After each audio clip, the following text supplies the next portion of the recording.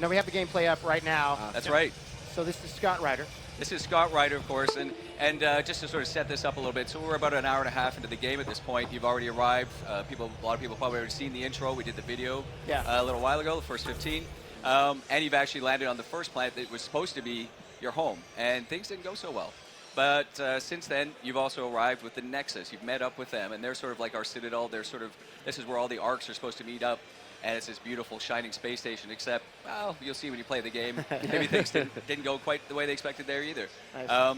So now they are in desperate need of you, a Pathfinder, to go and find them a home. And the place that we're going to go to today, after we explore the Tempest a little bit, it was a place that the Nexus, while they were waiting for you, they were like, well, we got to do something. We're going to die out here, so let's try to set up a home here, even without a Pathfinder. Let's go try to set up a home on a planet.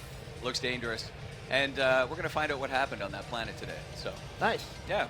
Like, one thing I was going to say that I love about this is that, like, you know, the interface is, like, exactly like how the old games are. So you feel familiar, especially if you played all three. Yeah. And this is one of my favorite series, so I'm, like, super excited to see this. So, yeah. It's awesome. Yeah, I mean, we wanted things to feel familiar when you know, even if you look at the lines of the Tempest, it's, you know, the architecture inside, it feels like, you know, a spiritual successor to the Normandy, right? Yeah, so it feels familiar, but it also feels new, fresh. It's more sleek. It's not meant to be a military vessel. It's meant to be an exploration vessel. You know, and of course, the thing that our fans love most, characters. The Tempest is filled with all your squad mates and crewmates. And I don't know, Mike, maybe you want to, let's just go have a chat with one of them over here. We'll talk to Subi over here. Yeah, our science officer, Subi. Ah, Pathfinder. It's so wonderful to meet you. I'm Dr. Suvi Anwar, assigned to act as liaison between your crew and the Nexus science team. Welcome to my team. I look forward to working obviously, just touching on it briefly, the Paragon and Renegade choices are gone from Mass Effect now. Why the decision to go that route and just sort of branch out and give us a little bit more sort of exploring within conversation? No, there's a lot of reasons. I mean, when we started Mass Effect, we were coming off of KOTOR, remember? Yeah. And that was very light side, dark side. Yeah. Renegade, Paragon worked very well in that sort of type of thinking. But the other thing was, I always felt that Renegade Paragon was something that was very much associated with Shepard, the character themselves, right? Sure. Yeah. And so with Shepard's, you know, sort of ending their story, moving on to something different, you know, we wanted to try to get back to some of the RPG roots and that sort of sense of role-playing the character. I think one of the problems with, you know, Renegade Paragon, people loved it, but you always kind of knew what your choice was going into a conversation. If you were doing a Renegade play, that's up to the right, right?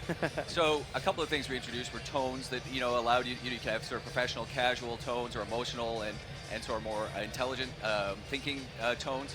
But then we also introduced sort of more of an agree-disagree for moments of choice, right? So that, you know, again, your choice to agree or disagree with someone would change based on the situation or based on the person you're talking to or whatever, right? So you could agree or disagree multiple times and, you know, switch back and forth. It just keeps you a little bit more engaged, I think. And is that going to drastically change the gameplay if I keep going back and forth with people all the time instead of just sticking with the course of positivity? Yeah, no, what we wanted to do is, again, not make it so like you're trying to game the system and make it more like real life. Sure. Right? Where it's just like, you know, right now, this moment feels like I want to be a bit casual and I want to be a bit cocky or something like that. That's and maybe this one wants to be a bit more professional at this point.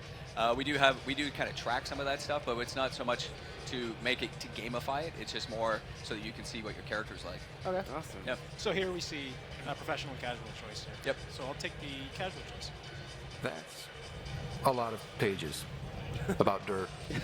Oh, you don't have to be kind. I know it's barely more than a summary. You can see some of the lighter tone there I've waited as well. months to get out there to see Helios. It's why I joined the initiative. The Milky Way was just a corner of a vast universe, a corner of a tiny corner. We're the ones who got to step out of that corner. It's incredible. I guarded a mass relay for some time. I always wanted to see the other side. I totally know what you mean. So will you be joining us on missions? Oh, that's funny. Me, out there, with the guns and the danger and everything. And as much as we've been, you know, people have commented on the lighter tone, you don't have to take that path. You know, it's just a lot of people choose to take it because it's a lot of fun. You know, you get to be a little bit more cocky or a little bit more whimsical if you want, sort of thing, right? So here I could flirt with her if I wanted to, but to avoid some spoilers, we probably won't do that this time. Okay. Why should that be funny? You seem capable. Oh, I'm flattered, but no. I have no combat experience. I'd shoot you in the back. Not intentionally. Of course. At least she's honest. True, true. Anyway, I've just received some instructions from the science team, and I really should go over them. Later, then.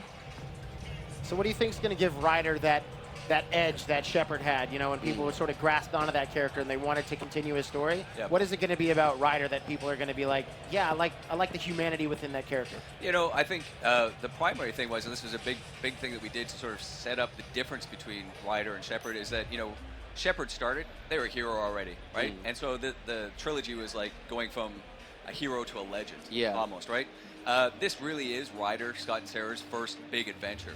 So they actually grow and change throughout the course of this. They start off a bit unsure.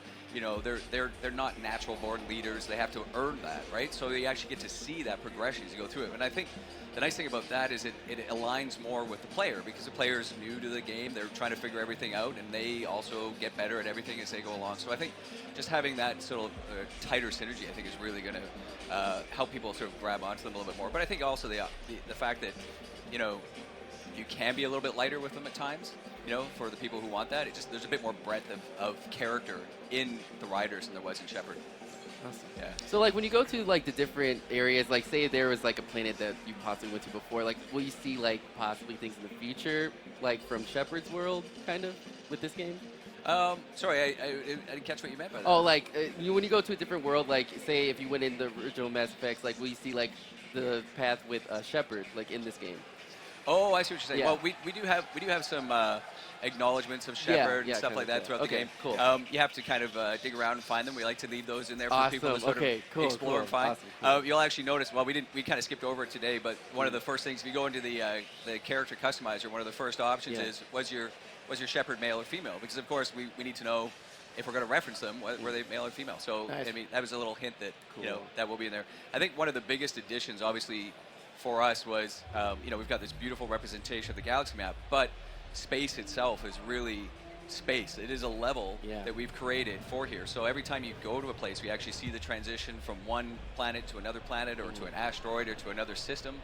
And then, of course, when you arrive there, if you get out, you can see all of that outside of your window when you're traveling. So to me, we want to create a more open, free experience. Dropping to a 2D UI every time you want to travel between places kind of takes you out of that sense of immersion. Sure, yeah. No, I'm in a giant space adventure, right? So are we still going to have that random, I was going to say, there's going to be anomaly stuff, and like, then it just popped up. So like, yeah, there you go. Right there. Look at that. So I'm going to shoot a probe at that one. Yeah. Oh, I love it. Yeah. I found an asteroid. And the great thing about, you know, again, I said it's about exploration. We wanted to, that one sort of theme, it permeates everything that we tried to do in Mass Effect Andromeda. So everything from space to the characters, the roles that you're playing, combat, all the gameplay. And so we really want you to feel like you're exploring space and discovering things here. So sometimes, you know, if you find an asteroid, like Mike did, you know, you're finding resources, and that'll help you along. But you can also find, you know, key elements to a plot, or you can just find lore. We always know that people just love to just, you know, learn about the new galaxy that they're in. Sure. So when finding resources, how is that going to play out for my character? Why am I finding and discovering all these resources? Or why would I want to go seek them out? Yeah, exactly. I think it's a really good question. You know, I think I talked about exploration, but the other sort of tension that we wanted to put on that was a sense of survival, right? Not just for humanity in Andromeda, obviously that, but also just that, you know, you didn't arrive in a place much like, you know, in the trilogy you arrived, you were given a ship, you were part of an organization, there was all of these resources that you had at your disposal, and that was fantastic. But in this one, what we want to create is a sense of, no, there really isn't much out there until you allow it to be out there. So that means that, you know, as you're looking for things, people aren't going to say, oh yeah, here's a whole bunch of resources for you. They'll be like, no, you want to build a new gun, you're going to have to go find the stuff to build a new gun, then find someone to build the gun for you, and then build the gun, right? Nice. Or do it yourself. Okay. Or Cool, do it yourself if you want to do the crafting, right? So to me, I think that's the driving force for it. Nice. So let's go ahead and land on EOS then. As I got to EOS first, I scanned it. There's a whole bunch of information that came up with EOS about the available minerals, the types of things, the viability relative to it. It seems like a desert world with significant resources. Yeah. It doesn't. Yeah. You know? I'm not just reading that off the text right there. I was just, Yep. loadouts. Yep, and as soon as you go to land on a planet, of course, you bring up the loadouts, allow you to change your weapons, armor, bring consumables with you, and of course choose the squad that you're going to take down. And in the future, something else, Okay. which we'll find all out. right. We'll, So now- we'll cover that during this Yeah. this very session, if we get far enough. Hope we're all that ready.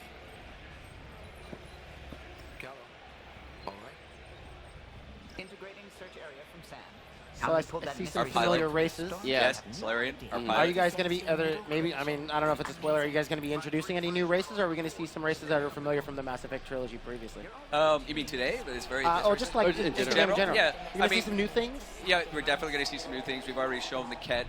We've seen little snippets of the Remnant. They're sort of like a robot race that's sort of been left behind, as you might have guessed, a Remnant. And they're actually guarding a lot of things here in the Milky Way that are important for you to discover. And are there going to be sort of worlds to explore off the beaten path? Like, are there going to be like, oh, I can come across a random planet on this galaxy that I was just searching for? Doesn't really play into the main story at all, but I can just explore random planets. We have a couple of planets that are a little bit more optional than others. But what we tried to do is always at least touch a planet with the critical path, so you had a reason to go to them and at least experience them once. Nice. But a lot of times the critical path, kind of, like I said, you're there for a little bit, and then it can take you away, and then it's up to you. Well, do I want to stay and explore this planet, or do I want to, follow that main storyline and just see what happens there? And, for the first time ever, we're also allowing you to continue exploring all of those planets after the critical story actually ends. So you don't have to do everything right up front. You can kind of be like, yeah, I just wanted to see the story, and I'll come back to this later. Although, there are some things that you could do along the critical path and in the exploration that would help you in the final moments of the critical path. So if you want to just run and gun gung-ho, like I'm going to get straight to the end, but if you explore more, different things might happen. That's right, exactly. We want to have that. We want to have that sense of reactivity. Yeah, I do love like the dialogue that's happening while going into the next planet. It's pretty cool. Yeah. Set us down at this nav point. One of the things we really wanted to sort of draw out, certainly for the first time you land on each world, was that sense of, okay, well the promise is exploration. You went to a new galaxy, and what would people be feeling? What would they be thinking when they do that? And again, this is something I feel that we at BioWare and the Mass Effect trilogy really focus on, which is using characters to sort of bring those moments out. It's, beautiful visual effects and explosions, all that is fantastic. But I want to care about it, and I want to see other people and what they're reacting to and how they're dealing with the situations. Like, for instance, here, we've landed on EOS, we've talked over some of the dialogue, but this is a failed site. So people tried to make a new living here, and now we don't even know what happened to them, and it's up to you to go and discover what's going on in this abandoned site. Plus, no pathfinder. How about safe the other guys are? Helmets. That's what I was just about to say. Yeah, that's right. Don't need them. Yeah. Like, she can breathe this air. Yeah, we should call out that is an option that you can set. Okay. You can actually have their helmets on all the time or off in conversations. I was gonna say, Ryder's not taking any risks. He's like, you know what? That's right. I'm gonna wear my helmet. That's right. Hey man, that's how you get to be the Pathfinder. Yeah. Don't breathe bad air. But yeah, so here's our map. I don't know if you want to talk about that, Mike. Well, I mean, we just landed here. Yep. The size of the space is massive relative to where we landed. So we've got a lot of exploring to do, a lot of adventuring to do. Yep. But first, we're trying to find out what happened to the settlement. And one of the things we want to do consciously on most of the planets, we actually want you to land on foot, like really get that sense of feet on the ground before you race off and and get in your Nomad, which we actually haven't got here yet. But just because there's always you want that opportunity to discover what is this planet about. We can tell you what it is about, I guess, in a cutscene. But I'd rather you explore in this area. Sure. Learn what's the story of this world, what's the story of the people that are on it, and then figure out which path you want to take, because things after this opening area just open up. You can go wherever you want, right? And there's, look at that. Yeah, and it's just like so free. It feels great. Oh, the new locomotion, honestly, is one of the biggest advancements we've done. Oh, it looks so good. Yeah.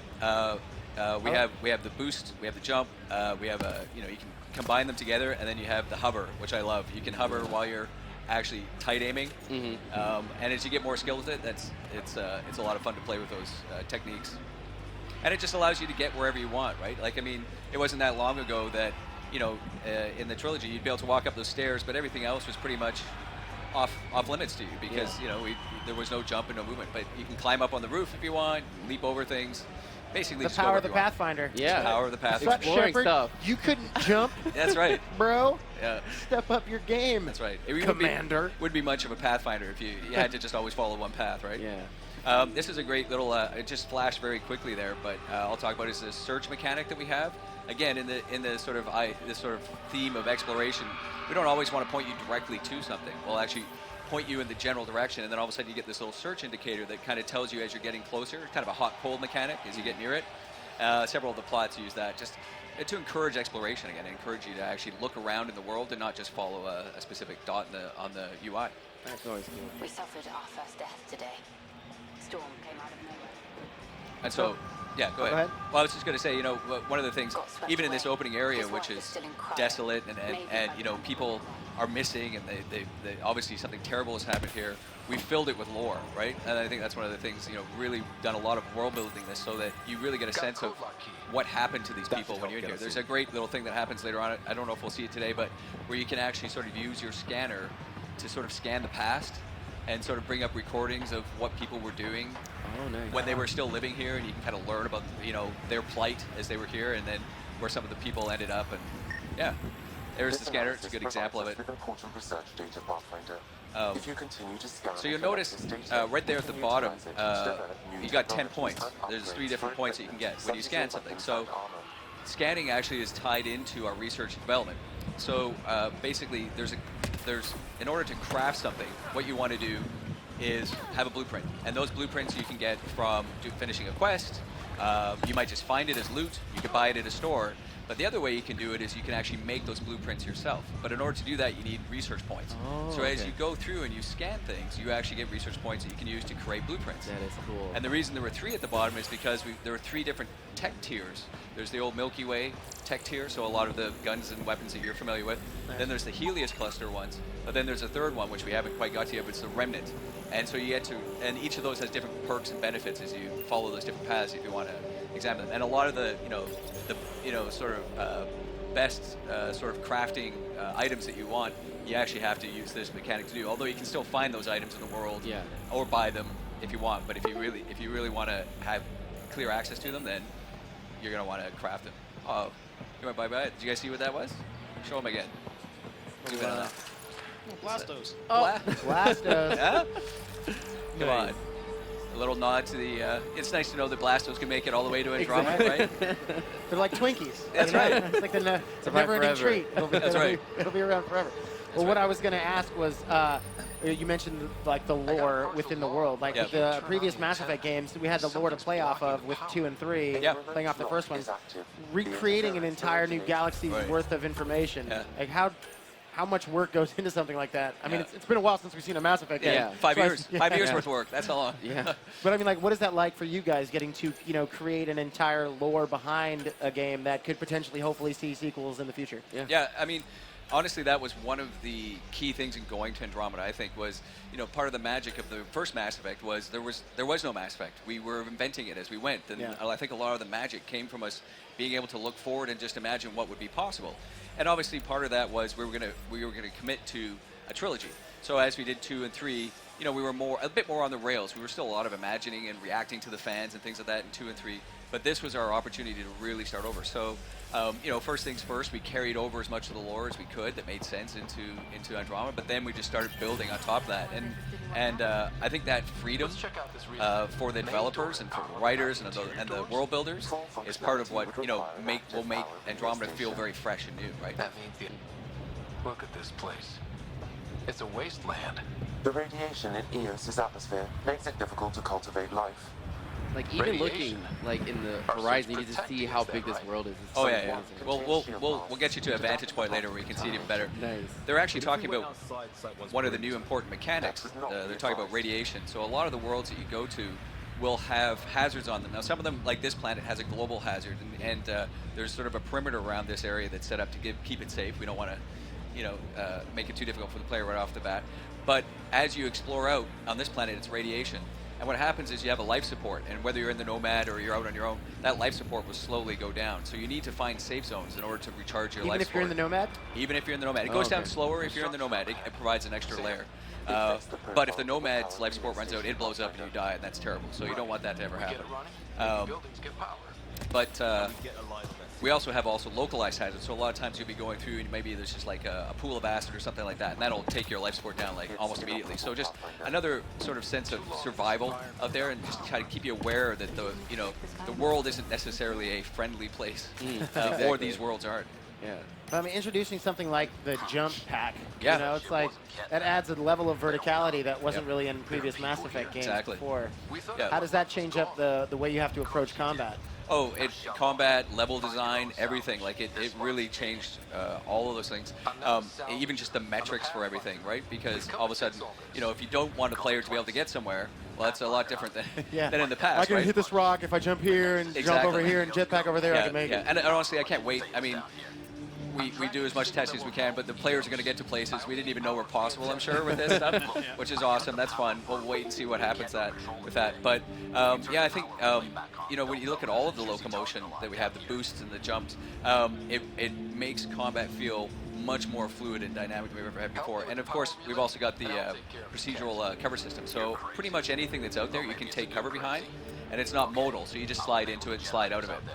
It takes a little bit of getting used to, I find. Most people, you know, especially if they're really familiar with the trilogy. That snap cover. Yeah, they're just like, wait, this doesn't work the way I thought. But the nice thing is, like, this is for me, and I've seen other people do this. When you first start playing, you stick to cover quite a bit because, okay, I got to figure this out. But now you're not kind of stuck to it anymore. And as you get a bit better, you find yourself just kind of running into combats and doing crazy stuff, and not using the cover that much, and then you up it to hardcore insanity, and you're back in cover again. See, now I'm really curious about like the enemies. Like, well, we don't want to spoil it, but like, I'm hoping that something will pop out so we can see some action. Oh yeah, there's gonna be some action here. Okay, cool. Yeah, we're taking it slow. We're taking it slow so we can look around and take a look at some of the stuff here. But I do like. There's so much you can explore in here, which is awesome. Oh yeah, and we're actually kind of just getting the critical path elements into this out of the way. But all the buildings in there are explorable. Although some of them need the power to come on before you can actually explore them. You run up there. I like what happens when you run up here. Or really, Ryder. You got Callow, our pilot, saying, "What are you doing running on my ship?" You guys, you know, taking pride in his ship. Yeah, Don't anybody just walking all over his ship. Yep. Just coming out here. And this is the first sort of open world that you get to land on, and so we do gate things a little bit with this. We want to teach you a few things on it, but all the other worlds that you land on, you really are. It is just free form. Like you land, just go do what you want if you want. Yeah. It's like, look, yeah, we did land. There's the ship. Yeah. There it is. It's parked right there out in front. Yeah. Yeah. So you guys want to see a little bit of combat? Mike's going to show us a bit here. All right, here we go. Here we Get down go. to the nitty-gritty. Yeah. Of course, you can still give your squad commands like you could Okay. before. Move them in different locations. You can, with the left and right D-pad, you can send them individually, or if you push up on the D-pad, you send them both at the same time, either to a position or to attack. And hopefully we'll see some of Cora's moves. She's got some cool moves. These dropships are a real pain in the butt. You'll see them all throughout the game. Now, so these guys, these are the Ket. One of the interesting things is that while we find them here in Andromeda, they're not actually native to this area. So that's one of the little mysteries that we find, that they're here as invaders themselves. Where are they from? Where are they from? Where Exactly. did they come from? Exactly. Yeah, you see a lot of the, he's got a concussive shot there.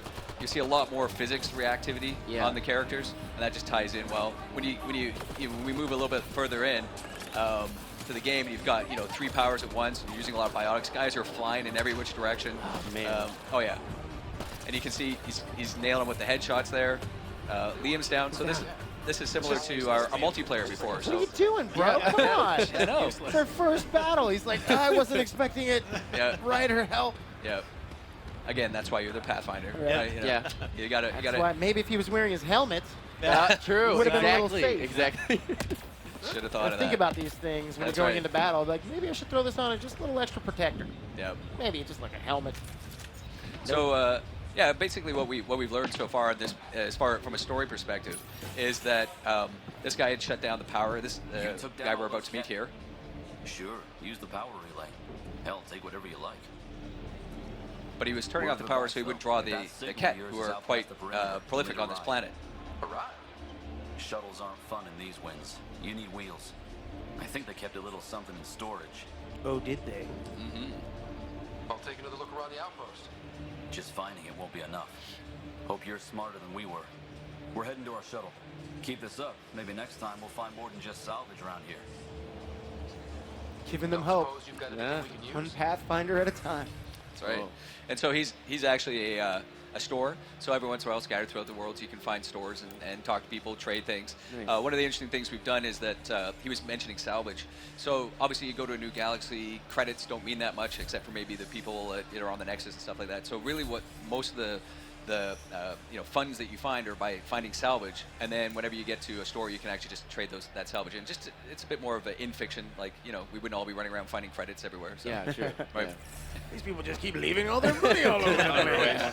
So nice of you. It's funny how the Ket have the exact same currency system as we do. Yeah, we wanted to avoid things like that. Yeah. So Mike's now going to go see what it takes to find our Nomad.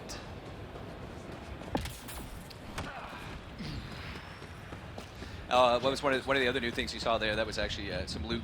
Enemies now drop loot. Okay. So it's actually as you go throughout, a lot of the combats and stuff like that.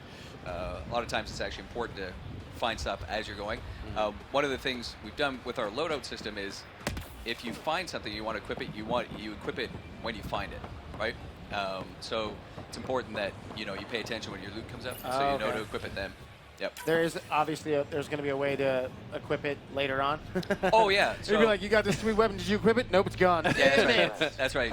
It's that we really believe in consequence in the Mass Effect. You have a decision to make. With one chance. That's right. Bro. There's Do you one take chance. this No. one or this one? No. Okay, let's clear that up. No. So like you saw when you landed, you can change your loadout. There's a place on the Tempest itself where you can do your loadouts whenever you want. Okay. And in about 3 or 4 minutes here, we're going to show you forward stations, which is another place on planets. When you're out here, you can change your loadout as well. Go slow. For sure. We'll follow your lead. A warning. Radiation levels beyond the perimeter of Site 1 are well above acceptable limits. You cannot proceed without additional protection. So if that structure could make a difference here, well, that would be really good. Sounds like it would be. We better find that vehicle Clancy mentioned. All right, now let's find the Nomad. Yeah. Okay. Viability. Now the power is restored. So We can viability is one of the key mechanics when you're going to all these planets. So we have two types of viability. We have what we call AVP, which is Andromeda viability. And so almost anything you do, whether I thought it was it's Aliens versus Predator for a second. I'm like, what? I know. Crossover. I know. I keep telling people it was the least worst 3-letter acronym we came up with. There was a lot of really bad ones, and in the end, that's what we went with. But so anything you do, whether it's critical path story moments, whether it's out here exploring, anything like that will give you AVP over time. And as you do that, you actually you unlock the ability to sort of wake up people from cryosleep. And that starts to populate the Nexus, but it also gives you perks as you do it. So you get to choose: do I want to wake up military people? Do I want to wake up scientific people? Do I want to wake up more trades-oriented people? And you can choose perks in that. So, and it kind of happens on a linear scale as you go throughout the game as you're doing that. So that's AVP. But then each planet itself also has its own viability that you're trying to do, and that's important because until a planet reaches a certain viability level, you can't do much on it. So you couldn't, for instance, put down an outpost on it. But that is one of the things that eventually, if we get the viability high enough here on EOS, we can bring down an outpost, a whole new little area with new quests and new people in it, stores and other things that you can do. And it actually starts to change the way the world appears and what you can do on it. So it adds even more to a world that you potentially already cleared out. That's right. Yep, exactly. And a lot of times also just takes you out, the quest will take you out to places where you haven't necessarily gone before. Right? This Nice. must be what Clancy More of a reason to explore more of the planet. Yep. from a forward station. And obviously, besides sort of like the mission stuff and the stuff that you're sent out to do, there's more to find and discover when you're searching around these planets. Oh, totally. I mean, one of the really important things is, this is your first one, so again, there's a lot of tutorial here, and this one's very much framed around the sort of idea of humanity's first settlement. But the other worlds you go to, many of them are alien worlds, and there's already either aliens there or other people situated there. They all have their own story and their own unique narrative, and a lot of them even have like a main quest line that goes through them. Actually, all of them have a main quest line that goes through them with usually an important decision. So a lot of times you can just say, you know what, tonight I'm going to do this planet, and actually maybe tonight's aggressive. It might be today and tomorrow I'm going to do this planet. But you can actually follow the story throughout it. Just get lost in that one world and enjoy it, and just focus on everything's there. And all the stories interwoven, unlike Mass Effect 1, where the worlds are beautiful, but they were a bit barren. We've really threaded a lot of content throughout these, and I think that's actually an important point, which is, the game isn't just bigger, from a footprint size. We've actually put a lot of content in here. I was looking at the stats actually recently for Mass Effect 3. I think we had something like 670 unique characters, that would speak to you. Yeah. In Mass Effect 3, we've got over 1,200 in this one. God. And when you look at the the dialogue options, we're Yeah. basically the equivalent of Mass Effect 2 and 3 put together. Wow. Right? That is so amazing. so it's not just about, hey, we created these big vast open areas. We actually populated it with story as well and narrative. That's so cool. So to get to the Nomad, we had to call down a forward station because we have no codes. So forward stations, Mac, I don't know if you want to talk Automated about this. forward station deployment. That's cool. Yeah. Nice. So these things are all sort of hovering in orbit, waiting for you to discover locations as you go through the world, and they're really critical because one of the things you'll notice when you're in them, we're already safe here, but that little ring there, if it was in a hazard zone, that would protect you and allow your life support to recharge as well for you and the Normandy, or you and the Nomad. So that would allow you to sort of come in here and find a little bit of a safe zone. If you lose the Nomad or you're far away from it, you can also call the Nomad to you. It also replenishes your stores, your health, and your ammo. Nice. But then it's also got, I love these, they've got these little sort of terminals that you can access. And as you find more of them, it tells you a kind of ongoing sort of story of what you're discovering about the world, usually from like a geological or weather perspective sort of thing of what you're discovering there. And then, of course, it'll also let you change your loadout, which is what we were talking about before. So nice, if nice. Mike wanted to change his loadout here, he could do it. He could also change who's with him. It's like, oh no, I actually want to take Vetra with me now. Okay. You can change it right here. Cool. Awesome. And one of the things that we just saw, Yep. hopefully we can touch back on it after. Yeah, I was wondering what was in there. Oh, what's in there? Oh. There it is. Nice, nice. Nice little reveal. Mm-hmm. Six-wheel Nomad. And this thing Nice. is a lot of fun to drive. Mm-hmm. Sorry, somebody was saying something. Oh yeah, no, Yeah. was just talking about the upgrades for your character. Right. It looked, to the skill set thing. Yep.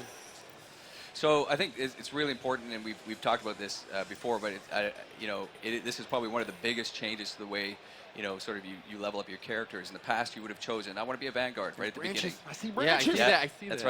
right. Or I want to be a soldier, right?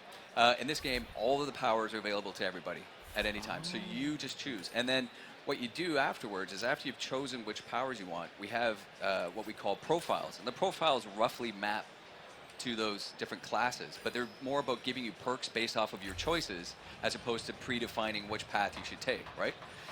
So in this case, Mike's going to add Incinerate, and let's see what happens. Yeah, because lighting things on fire. That's right. Always a smart Always idea. fun. True. Yep. True. And when he confirms it, there you go.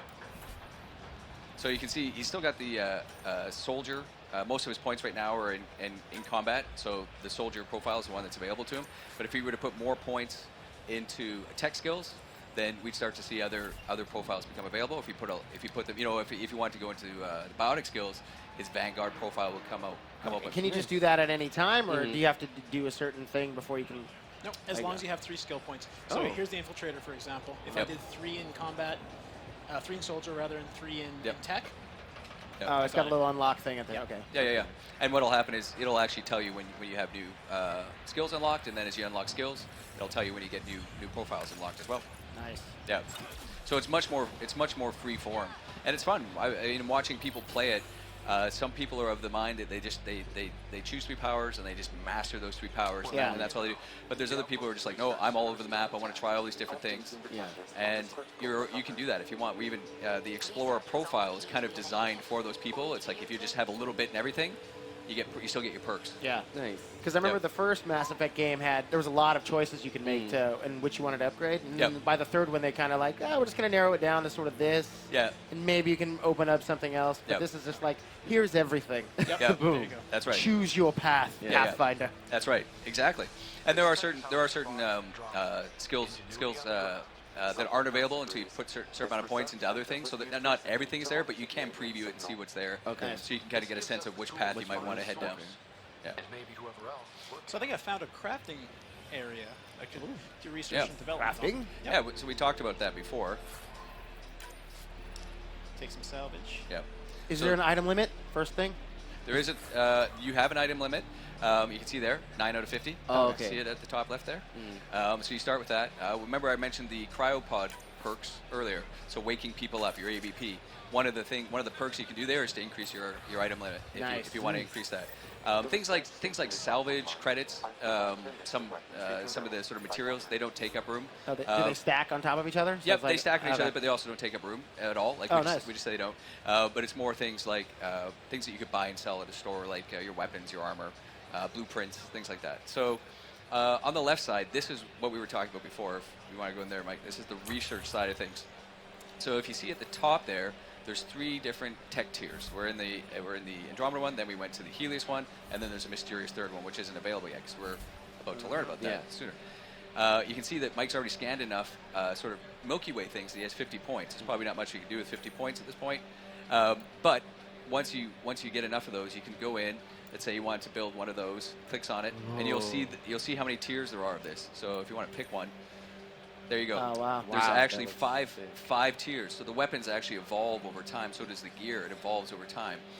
So it kind of keeps pace with your progression as you go. But like I said, he doesn't really have enough points in here. And this is just to build a blueprint for sort of a special item. If he wanted to actually just build something and craft something right now, what we could do is, you're going to do an augment. Nice. Yeah, I'll research an augment here. Good for you. Aerial lubrication. That's very highly touted in the world of Andromeda. The cool thing about augments actually are, you remember mods from the trilogy, like certain weapons and armor allow you to put mods in them so you can take in and out, and they just give it an extra bonus. An augment is something that you can put in only when you craft it that one time, but usually they're quite powerful. So some of them will, like one of my favorites is you can basically turn all your projectiles into heat-seeking plasma. So imagine the sniper rifle that always hits. Right, but you can. but here is where please. Yes, but here is where the choice comes in. Is that when you craft that augment, it gives you one version of it, and it gives you the ability to now find that augmentation in the world, but you can never craft it again. So you want to make sure you use it, appropriately. So you can't just have heat-seeking everything. And do I want to put it on my level 1 or my level 2 pistol, or do I want to save this augment maybe and put it on a level 5 later on? I don't know. Right. So now you guys are getting tricky. Yeah, we're getting tricky. I was like, I'm going to have heat-seeking level 1 sniper rifles that are just never going to miss. That's right. Let me get that level 5. It's like, can't heat-seek. So on the right side here, once you get into the development side, these are all the blueprints that you either have or could have in the future, and some of the ones that you can build. So I think it looks like you've got about 4 that you could probably build right now, or 6 on the left-hand side there. So those are the ones that we actually have enough materials for, and this is where materials become important. So if you see at the bottom there, it calls out the different materials you need. If you hit triangle there, or there, it'll actually give you a little bit more detail on the weapon that you're going to check out if you want. Or, sorry, Y, yep. But yeah, and then when he goes to create it, he can actually rename it. And this is really helpful if you put an augment in it, I find. Anyway, because I want to go, well, this is my heat-seeking plasma-matic. It's my face melter sniper rifle. Right. Or you could give it something more creative than I just did. But, I thought face melter was pretty awesome. Yep. So I just crafted the Matic then. There you go. And you got skills and you just leveled up, so he's actually going to be able to skill up here if he wants. Just like that. Boom. And maybe we'll open up I bet you if you do this, you'll be able to open up a new profile as well, which would be great. Oh, so close. Oh, you've got it. You should have enough. It should be 3 points in each. Let's see, back out. Yes. Boom. There we go. There you go. Yeah. Infiltrator unlocked. Right. So now if he goes over, and you can see the difference between the combat and the soldier and the infiltrator perk there. Right.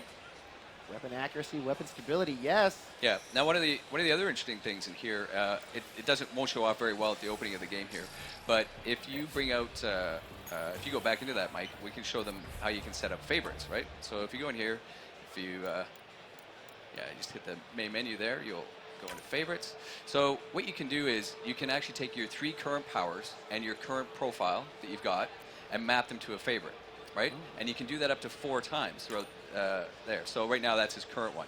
And then when you're playing the game, when you just quickly tap to bring up your weapon wheel. One more tap, you can actually see your favorites switch. So like while you're in the middle of the fight, you're like, okay, this is my infiltrator sniper profile. I want it, but you realize, oh no. What I really want is my Vanguard profile for this fight, right? Or for this area that I'm in. You just swap it, just right on the fly. Nice. Yep. Cool. Yep. So it's like you have multiple riders with you at a time. Yeah.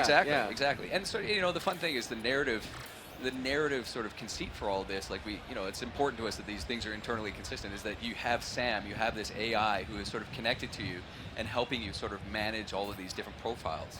And there's a little bit of a story about how they can do that. technically a SAM shouldn't be able to do that to you, but they can. So that's an interesting storyline that people should follow when they get in there. All these secrets. So many secrets. So many secrets. So little time until we can discover them. And so you see that, as he charges there, he's turning invisible. That's actually just a nice little visual perk that you get from choosing the infiltrator profile. Okay. Oh, okay. So that's why I wasn't happening before. Okay. Yep, that's right. Yeah. So here, we can change our weapon. He just made a new Matic. Bam. You can see the mods. I don't know if you have any mods. No, I probably don't have any mods. But you could put a mod in there if you wanted to. Matt made the Matic. Not surprised. And then we could also change out our characters here just to keep it fresh. The nice thing is you probably heard them bantering back and forth. Depending on which pair you bring, they always have different things to say. Yeah. Some of it is kind of what we call global in the sense that, throughout the course of the game, they kind of develop a relationship, and some of it's more contextual. So they'll be talking about this planet specifically or where we are at. But depending on who you bring, it's always a little bit different. And it's fun because whether you're out, walking, like this, or if you get the Nomad, they kind of talk away at you in the back seat, comment on your driving skills, things like that. Is there going to be, obviously, everybody loves them, some alien relationships. True. Alien relationships, Are you going to be able to further your relationships with each individual member of your crew? Yeah, so everyone that's on the Tempest, whether they're a squad mate that goes with you on missions or whether the crew, they all have very involved relationship arcs. I think I mentioned it somewhere recently, and someone's been quoting it back to me, but it's true, which is our lightest squad mate, so least amount of dialogue lines in Andromeda is larger by dialogue line count than our largest was in Mass Effect 3, right? So we've kind of doubled down on that. And part of that's just the length of the game and how much you're in there and the amount of things that we want, the world to seem reactive to. So now I see the radiation here happening. See? Now, yes, okay. that's a good example. So as he comes out of here, so this area is a safe zone. There's different planets, like on, we have one called Eladin. It's actually shadow keeps you safe because there's so much heat there. Right, so when you go in the shadow, you're safe. When you're out in the open, you're more exposed, and it starts to your life support starts to go down. And if you were to get out of the vehicle, his life support will go down even faster. Wow. So, yep.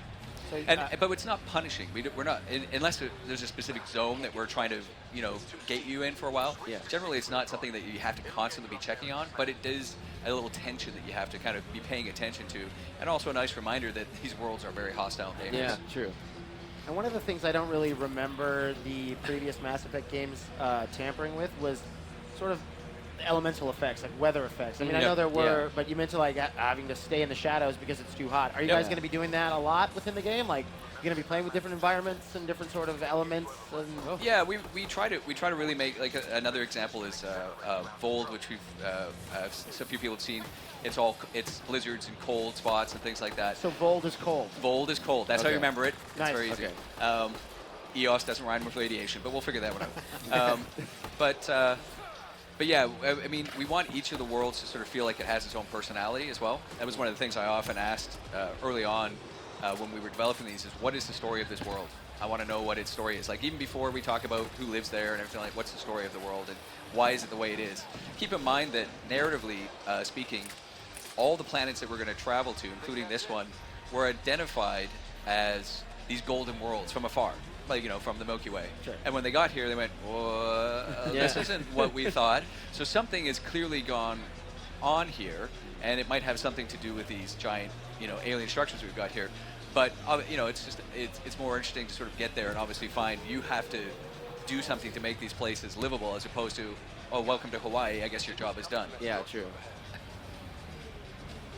So let's discuss the Nomad a little bit. Yeah. Got Mike, a new vehicle? Yeah, Mike was... Six-wheel drive? Yep, Mike was just driving it up there, and you noticed that it was kind of slipping. It wasn't getting traction as he was going up there. You can actually go into a six-wheel drive mode, which gives you much more traction. One of the other nice things is that you can actually upgrade the Nomad over time. So if you want to improve the speed, because the sort of six-wheel drive mode is a little bit slower, I find it's great if you're on ice or if you're trying to not fall off a giant precipice somewhere or something like that. It's good for that, not just going up hills. But if you want to be able to, get it going so it's a little bit faster later on, you can do that. You can also increase just the overall durability of it as you go. And it's also got a shield that you can put around it, so when you get out of it, it actually kind of shields you a little bit. Nice. So because a lot of times you'll use it. I do. I kind of drive up to a fight, hop out, and actually use it as cover, right? So here's an example of the steepness of a hill I wouldn't be able to get up. just on 4-wheel drive. But if I slam it into 6-wheel drive there, Oh, it gives me the okay. traction Yep. I need to get up. Instant.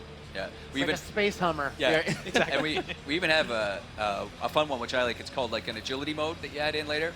Think of it like a sport mode. It basically turns off all the things that help you drive it. So you can do a lot more donuts and goof around with it if you want. Originally, we kind of had that as the default, but then we found people were just crashing all over the place. So, we're going to go in here. And you talked about relationships. You talked about characters. Being that this is sort of one of the first areas, we're actually going to find someone who's already on this planet, who's kind of important to us. You might recognize. I think Mike's got to do a little bit of exploration first. So yeah. I'm picking up initiative tech nearby from above us. There, look, up near that scaffolding. So the scanner actually can help you also find things when you're in these sort of alien areas. You see it's highlighted here, but there's also sort of like a little indicator of what we're trying to find, right? And as he scrolls around, so you could be the kind of player who's like, I'm just gonna find it on my own. Yeah. But if you want that extra hint, pull out the scanner, see what's around you, and then it's up to you to figure, okay, well now how do I get up there? Being that this is the first one, this one's easier. But some of these areas get much more puzzle oriented later on. Okay. Random symbols. In fact, we've shown images of the remnant vaults before, and a lot of those involve a lot of puzzle solving, environmental sort of challenges as you're going in there, and your ability, sort of what we call interface with this remnant technology, is critical to that. As you can see, again, this is something our level designers had a lot of fun with, right? Because in the past, we never would have put something up here for you to find. It would have just been visual eye candy. But now, if you can get to it, it should be part of the story. It should be part of the game, right? I love that. And you can see part of the view out there. I don't know if Mike you can see how vast the world is. Jeez, like Can I go all the way down there? Yep. Oh, yeah. Oh, You okay. can drive all the way around that lake, and there's stuff even beyond that lake. This level is very big. You know, that's what a lot of people do. They're like, can I hit the top of that mountain? Can I drive to the top of that? Yep. You can. Yeah. We haven't even got to the area. I mentioned the outpost earlier. We haven't even got near the area where you can put the outpost down eventually. Here we go. Building connection. I apologize for any discomfort. The system seems unstable. This would happen when my dad tried doing this? Your father interfaced directly with the atmosphere processor. That proved extremely hazardous. These structures could reveal its control center. System remains unstable. Doubling our power input might accelerate the process. I'll give it a shot. Here we Do go. it, Ryder. Here we go. Who could it be? Back up, literally. Oh, snap. Oh boy. Whoa, easy. You've come this far. Just let it ride. I've been studying this tech for months. I don't know how you activated those glyphs, but you have to let them cycle through There's their channels. our intros from before. We call them narrative actions now. Trust me, okay? You didn't take it this time, but you can if you want. But who would want to push her off? I know, right? I know. Who am I? I mean, it's obvious who you are. I saw the ship swoop in. You're a pathfinder. Was beginning to think the initiative just made you guys up so the rest of us wouldn't lose hope, but you're for real, huh? You're damn right. Yeah. That's how it goes down. Yep. Are you for real? You were going to tell me who you are. I might just be the solution to all your problems. Oh, maybe. Wow, Looks like maybe you did look something. at that. Oh, yes. System has stabilized. So you can see, establishing a connection. There are these vast areas, there's lots of things to explore, but the storytelling is still critical throughout, right? Crap. We want to have these moments where character focused, help move things along, right? What are they? Later, just take them out. Uh-oh. Keep targeting that one. This is just a taste. I know. A taste. We haven't even Yeah. gotten into This- the whole thing yet. Oh no, like you are, well, I mean, when he finishes his combat, we'll pull up the map, we'll look at the viability. He's done a few things on this planet, but you'll notice that we're not very far along. And this is only like the first planet too. So there's so much. I'm Oh yeah, really yeah. excited. And then there's the whole critical path. Plus we Yeah. have sort of hubs that story hubs that you can go to, and then the loyalty missions as well, right? Yeah. And as much as possible, those are all interwoven into these planets or near them. Sometimes you're going to a moon, and My first tangle with the remnant was a lot messier. there. The remnant? These remnants. the Observer and Assembler bots. They're all the remnants of something much bigger. Yeah. So there you go. But that's too long. So that's just a sprinkling of what to expect. Exploring the unknown. Discovering what lies beyond. The entire initiative is at risk. None of the Golden Worlds panned out. They're a bust. We need to find more resources, but that takes people, and we can't wake them up. Now more than ever, we need a Pathfinder. Maybe I'm foolish, maybe I'm blind, thinking I can see through this, see what's behind. Got no way to prove it, so maybe I'm lying. No way this is home. Oh! That's why I'm here, exploring the unknown. Who are these guys? Visitors just like us. Head around the shuttle now! Nice work, kid. I'm only human, after all. I'm only human, after all. Don't put the blame on me. Don't put the blame on me. Meridian is mine. He has access! No more mercy. Kill them all. I'm only human, I'm only human. All it takes is put the blame on me. Don't put the blame on me. I'm only human, after all. I'm only human, after all. Don't put the blame on me. Now you are a part of the first wave of arcs arriving in Andromeda, our new home for humanity.